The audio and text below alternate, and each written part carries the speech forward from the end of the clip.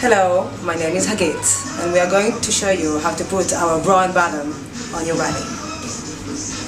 To put the cap bra, what you need to do again is to tie it to the back, and then if it's a wrapper bra, you need to tie it to the back too.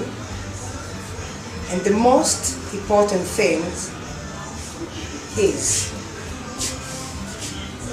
to pull the nipple down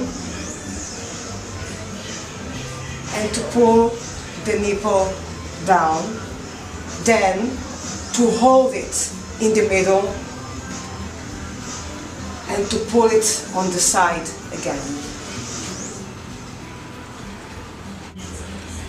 In order to put the folded bottom, what you need to do is to go again from the back to the front, and then to pull the front and to fold the bottom, as you see it now.